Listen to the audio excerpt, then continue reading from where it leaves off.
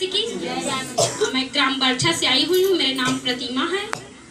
मेरे भाई का जो जॉब है लॉकडाउन के चक्कर में नहीं लग पा रहे थे और लॉकडाउन के चक्कर में ना बंद हो चुके थे। तो जब मैंने प्रार्थना की प्रभु से कि हे प्रभु, लॉकडाउन रहे चाहे कुछ भी रहे प्रभु, कि मेरे भाई का जॉब जो है लग जाए, ऐसे करके मैं अपने पिता से प्रार्थना की, अपने प्रभु से प्रार्थना की। तो मेरे प्रभु ने मेरी पुकार सच्चे दिल से मैंने की, तो मेरे पिता ने मेरी पुकार सुन लिया।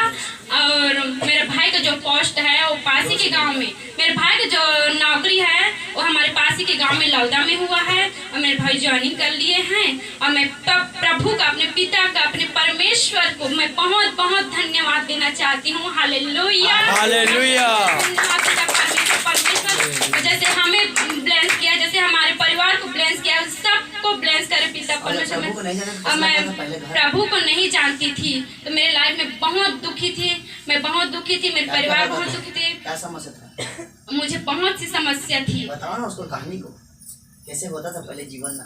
पहले मेरे जीवन में मैं बहुत दुखी थी, मेरे बॉडी में बहुत ही दर्द होते थे और मैं कुछ भी कार्य नहीं कर पाती थी। मेरे कमर में जैसे झुक नहीं पाती थी, मैं कुछ भी काम ही नहीं कर पाती थी। मेरे पूरा जो है नस जो है ना एकदम फटने लग जाते थे मेरे सर में और मेरे हाथ पैर पूरे नस तनने लग जाते थे और मेरे हड्डी हड्डी में रस चुके थे, जो टाइफाइड बुखार है वो। और मैं कुछ भी कार्य नहीं कर पाती थी। और मैं 8-10 साल हो गए भैया। हाँ। और कुछ भी नहीं कर पाती थी। मैं बचपन से ही परेशान हूँ, जब से मैं पैदा हुई हूँ तब से ही मैं परेशान में गुजर रही थी। कितना खर्चा हो गया था मेरे इसके लिए? 5-6 लाख हो ही गए हैं भैया, बहुत ज्यादा हो चुके हैं। और मैं बचपन से ही बहुत मतलब कमजोर होती गई, मेरे लिए बहुत दुश्मनी करते गए।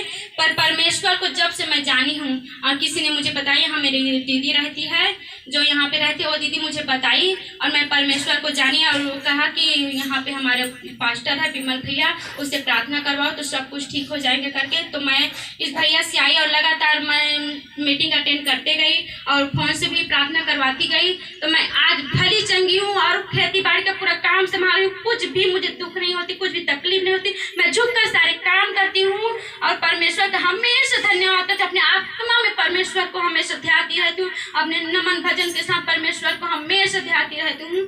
चाहे मेरा काम हो चाहे कुछ भी हो, मैं एनी टाइम अपने जुबान पे अपने परमेश्वर को बिठाई हुई हूँ।